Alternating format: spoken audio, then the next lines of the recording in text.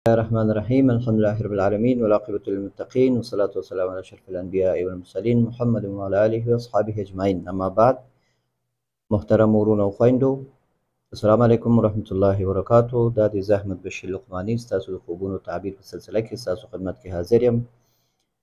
ان شاء الله خوبونه تعبیر کیږي، خو تاسو چینل سبسکرایب کړئ او لایک کړئ، شیر کړئ، کمنټ کړئ او خپل خوبونه ماته کمنټ کې هم دلته لیکلی شئ واضح، او که دلته نه لیکئ نو د مسنجر د تعبیر خواب لقمانی څه فیسبوک پیج ده، هغلته مسنجر له لارې نه هم ماته اواز سره ریکارډ کولی شئ یا لیکلی شئ، هغه ماته راځي انشاءالله او بیا دلته تعبیر کیږي.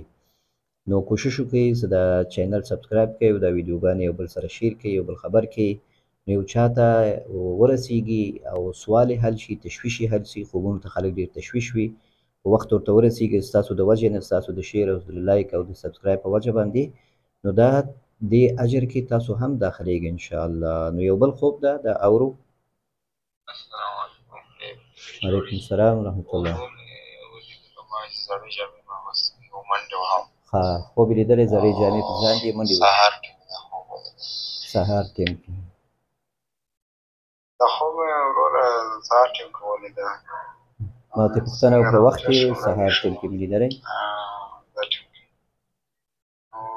ماما مې و هغه کور کې و، شور مشور مو کول، ما ډېرې زړې جامې اغوستې، پوډریانې چې یا زړې جامې، هغه راپسې راووت او ماما مو په زما هم داسې منډې وهلې، خوښه دا یې راپسې منډې وهلې.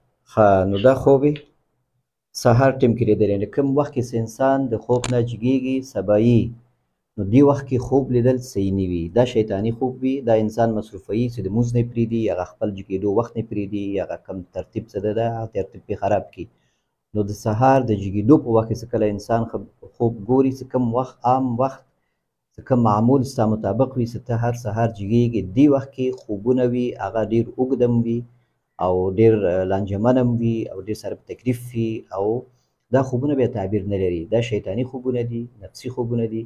په دې وخت کې د انسان روح چون را روان شوي، بیرته د انسان بدن ته راځي، د ویښېدو وخت نږدې شوي، نو په دې وخت کې شیطان کوشش کوي چې په دې لاره کې مزاحمت وکړي د روح ته، چې د خپل جسد ته رسېدو نه مخکې ده ته څه د ویرې شیان وښیي، ځکه شیطان هم هغه یو مادي شی نه دی، یعنې موږ نشو کتلی، او هغه د روح هم همداسې یو شی ده.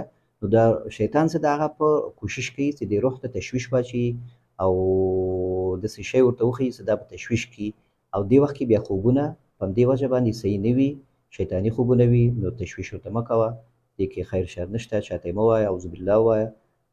الله تعالی اعلم.